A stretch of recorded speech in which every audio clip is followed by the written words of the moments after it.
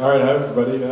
My story is the tale of the exploding server room.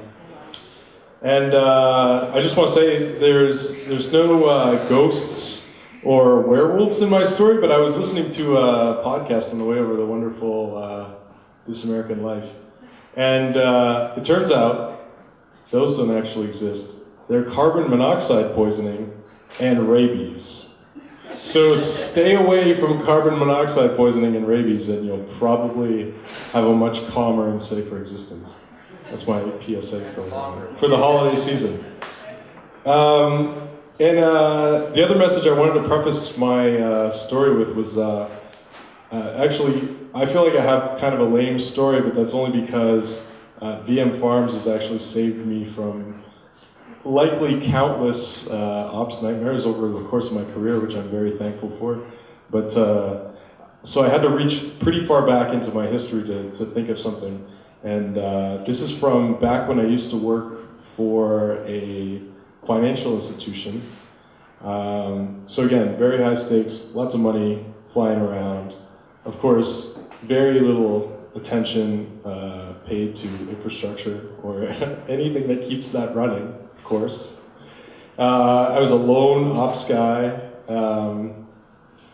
and pretty early in my career. So what we had to do was one of the things that I quickly realized on that job was that we ran this little server room that had a bunch of hardware that basically supplied everything for the business. There was no cloud providers at the time, so we were doing everything in-house. And we actually ran out of this tiny server room. Most of our stuff, it was air conditioning, there was raised floors, okay, we had server racks.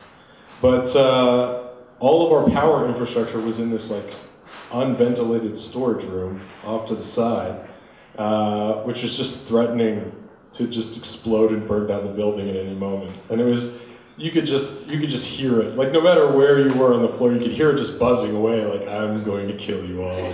It's just menacing, like the furnace in Home Alone. It was just like scary as hell. So on my suggestion, it was sort of brought to the higher ups that we should probably move that into the server room where it could be properly cooled and contained and hopefully placated. And so we planned this. Luckily, and something that I recommend to everybody, work in B2B and make sure that like your uptime window is like less than 24 hours a day. Because it means that you can do things like having a maintenance window every single day. So good. So good. Always do it. So we scheduled this for some random day. And I don't remember how we found the electricians to do this move. It was probably Craigslist. Like, we were just... I'm not joking at all. It's a horror story, man. So we got 3 bids, and we basically picked the middle one, like any good vetting process would, right? That's the criteria. That's the only criteria we had. And so, yeah, due diligence, that's what they call that, right? That's a thing. That's a term I recognize. So we line up these guys and they show up and we have them into the office and to spec out the whole thing, and they seem mildly competent. And I don't know any difference. I don't know an electrician from a arborist. But but the night comes, and of course like the fully licensed pro electrician guy's there for like 5 minutes, and then it's nothing but like his journeyman apprentices like carrying out everything, right? So he just pieces out, and he's like, oh yeah, just do this and that, and then we're good. And I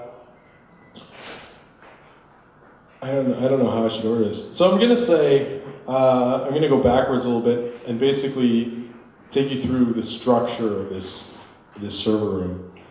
90% of the server room is actually 286 machines, and this is like, I said this was a long time ago, but really it's not that long ago. Like, 286 machines had no place anywhere in business at this time.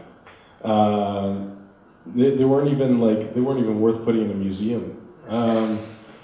But we needed them because all of our infrastructure ran on serial cards that only fit in ISA ports. And if anybody knows ISA ports, they know they're pretty hard to come by, unless you want to spend a ton of money to retrofit them into modern servers. So we're sort of stuck with these really crappy old machines that we would just Frankenstein together and order parts off eBay so that we could patch them together when they failed. And it was insane. We had like one machine per customer, no redundancy, of course, and a bucket of spare parts, and maybe like 2 spares sitting around, just like dying to get on the field.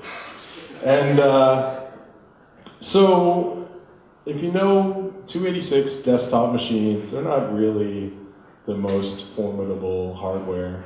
What happens during this power move is it all sort of gets moved around and rewired, and everything is okay. We're only there for like 8 hours at this point. And they finally feel it's go time, we're going to switch everything on, and we'll be good to go. We'll run a couple tests. And so they flip the switch, and every single one of those machines blows up.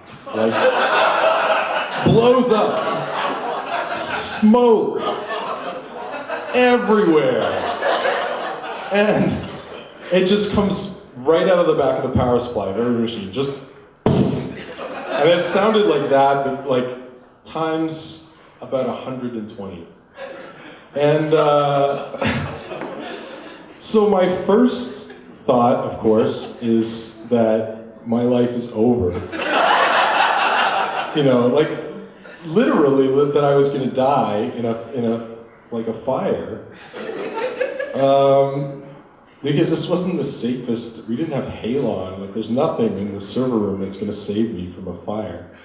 And like the second tinier thought was that the whole company's out of business. Like, I was just like, I'm gonna die, and the company's going out of business. But so I'm just running around, and I'm like, I saw sparks, I saw smoke, but nothing's on fire. And I was very, very pleased, but I mean, I wasn't really pleased. I can't say that I was pleased at the time because my heart was just not even working at all. But it was good news. And the reason for this was that this smoke was actually, it was probably 90% dust. Because these machines have just been running for ages and ages and totally like neglected. And when they started up, so what actually happened to the power was they had, I guess, cross-connected some wires, and I'm not an electrician, and I don't really remember the details. Essentially, we were getting double the power. Exactly. 240 volts. Yep. Yes, we were putting 240 volts to these rinky-dink desktop machines from 1982, and they couldn't handle it. But they tried. They tried really, really hard. So that's why they're just like, okay, we're going now, and they just explode. And so all this like dust, which they weren't just like caked in dust, but they like all the dust from the whole machine was just propelled by the fan going nuts and just spewing it all over the room. So another plug for mainframes. The mainframe actually had a 240 ceiling, so it was fine, luckily, because that would have been a nightmare. But we're still out like 120 machines at this point. And I look at my bucket, and I look at my like 2 spare machines, and I'm like, all right, we're gonna go to work. So I ended up putting this back together somehow. I was at work for 36 hours, and we would just sort of bring up, I'd just be looking at these machines, and I'd be like, okay, these guys pay us way more than these guys. So we're gonna do that one first, then we're gonna do that one, and these guys, I don't know if they're even a customer of ours anymore. This thing, I think, is just running, so let's just leave that one to last and wait until someone calls us. And yeah, eventually, We got it all back together. I got it all back together, and the company survived somehow. But yeah, lessons: don't manage your own hardware if you can avoid it. I would say, especially not these days when you have a choice. Don't implement anything that requires an ISA port in 2015.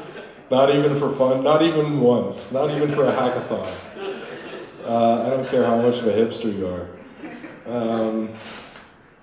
And really, like, you know, take care of your ops staff, because they're the ones who are going to save your ass. And you know, you're always going to have something that's could potentially bankrupt your business, and it's probably not what you expect.